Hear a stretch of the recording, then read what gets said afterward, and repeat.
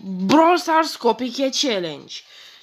Ce înseamnă Copycat Challenge? Ei bine, hai să vă explic. Dacă mor de la un brawler, fie că e Spike, fie că e Leon, fie că orice, trebuie să mă schimb pe acel brawler respectiv. Cu gadgetul respectiv, cu star power-ul, cu gear-ul, cu skin-ul, ați înțeles voi. Și dacă nu am acel brawler, skin sau etc. etc. închei videoclipul. Hai să-i dăm drumul. Înainte de a începe, of course, challenge-ul itself, v-aș ruga să apăsați butonul de like în următoarele 5 secunde. 5, 4, 3, 2, 1, 0. Sper că ai apăsat pe butonul de like, îți mulțumesc. Uite-l pe Stu. Suntem lucky că l-avem pe Stu, dar nu am pe Stu galben. Galben, hai că da. Nu am acel Stu încă. Deci. Și gata. Dacă mai vreți episoade de genul acesta, vă ruga să dați și un subscribe acolo, să văd că vă place ceea ce fac.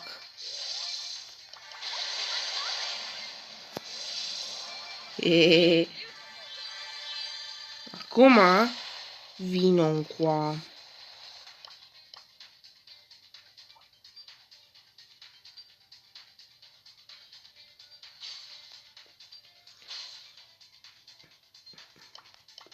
Și da, să nu vă fi așteptat ca eu să am un cont de început, adică să zicem să nu am aproape niciun brawler. Nu, din păcate nu o să fac așa ceva, o să continuăm pe contul acesta dacă mai fac episoade cu brawl. În orice caz, am câștigat primul nostru meci, hai să vedem dacă continuăm așa și în următoarele meciuri. Ok, so suntem în al doilea nostru meci și deja vine toată lumea pe mine. Și fiecare brawler aici nu cred că l-am. În afară de Barley, l-am pe Barley. Cine nu are pe Barley? Seriously, bă, rău. Bro, da, ăla știe Dodge. Știe ce aia Dodge. Scor că știu. Sper că știe că și eu știu ce ala Dodge. Ok? Mori. Ei. Nu cred. Mă omoră Surge. Nu, mă omoră Barley. Nu Surge, nu. Mă omoră Barley. Deci, prin urmare, trebuie să ne schimbăm pe el. Fine. Ce să zic? Avem cadou. Nice. Da, am luat Brawl Pass-ul. Cine știe ce. Nu cu bani. Nu bag bani în jocuri. Încă. Barley. Nu-mi place Barley. Am rank aproape 15 pe el și am power 5. Da. În fine. Dacă mă mor Mr. P sau Bibi să terminat și episodul. Pentru că nu am. Și aș vrea să mă îndepărtez cât de mult se poate de ei. Că nu.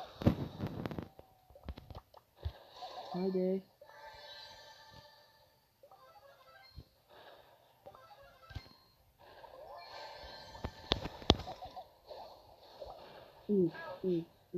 Wow.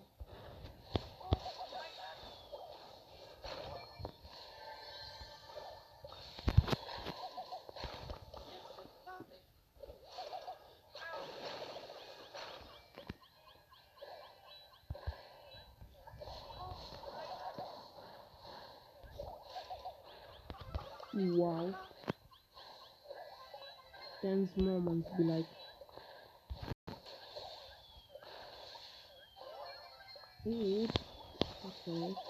Okay, and I'm dead. Okay. Dar asta nu e fun. Deloc. What? Ok, suntem în al treilea meci ăsta și nu vine să cred că am venit de la un Brock. Sper că ăsta era gadgetul, nici măcar nu știu dacă avea gadget, dar asta este. Nu se încheie încă videoclipul pentru că eu nu am avut niciun gadget, dar eu îmi pun gadget pentru că Brawl Stars rules, baby. Ok, aici un Surge periculos, dacă mă moară Surge că am o problemă pentru că chiar dacă am amestri 3 și wow, Leon. Leon. Uh-oh, no. Please. Oh, am dat. Oh, ok. Chiar dacă l-am pe Stelgeam rank mare pe el și nu vreau să mă joc cu el. N-aș vrea. Ok. Unde e nimeni aici? Nu? Nu. Nu acolo. Wow. M-am speriat. Stop. Dead.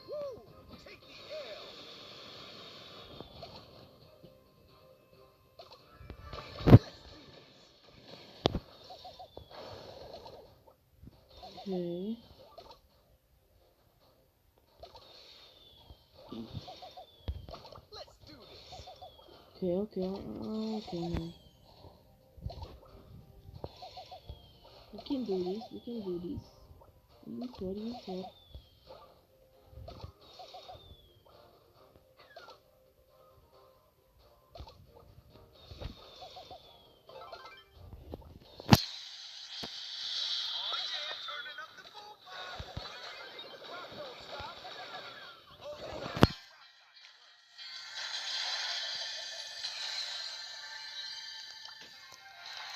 Cred. Cine m-a omorât? M-a omorât. Oh, nu. Oh. M-a omorât Grif.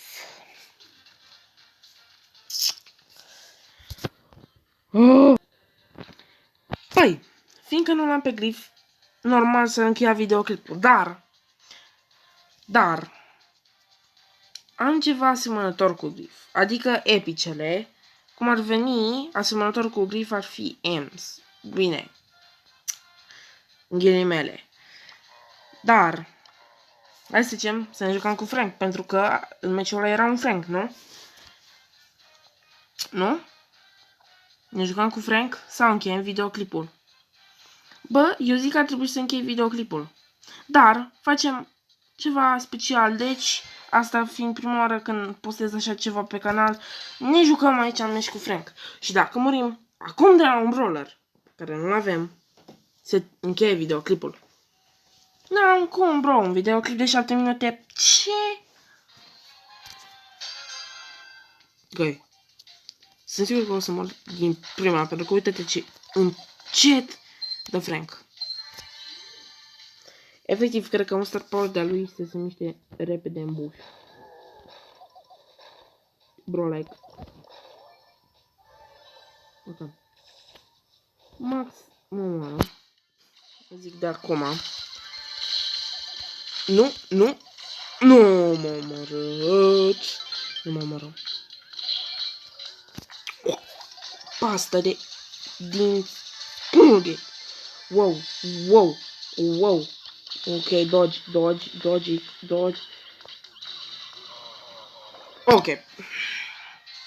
Ok, teaming, that's not fair. Păi, am revenit înapoi pe Brock. Brock. Unde? Ok. Sper ca de data aceasta să nu o facem din nou cum am făcut-o cu Grif. Pentru că nu îmi place. Ok, am uitat să dau play când m-a omorât Gas. Trebuie să mă schimb pe Gas. Gas.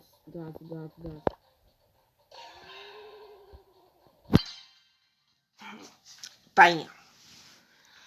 Oh well. Gas nu e nicio problemă. Îl avem și Gas e unul dintre favoritele mele. Ca și brawler. Ăla e cumva Ash. În fine. Poco. Poco.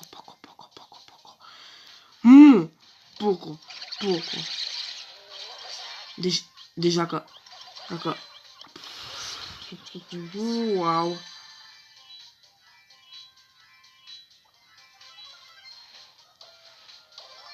Oh, hell no, boy. Oh, hell no. Mă omorâtești, nu cred așa ceva.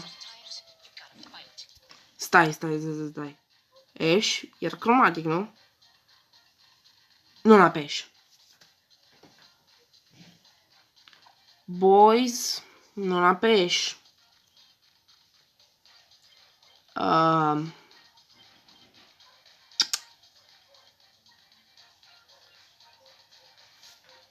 Trebuia să mă omor aici, nu? Trebuia, că de ce nu?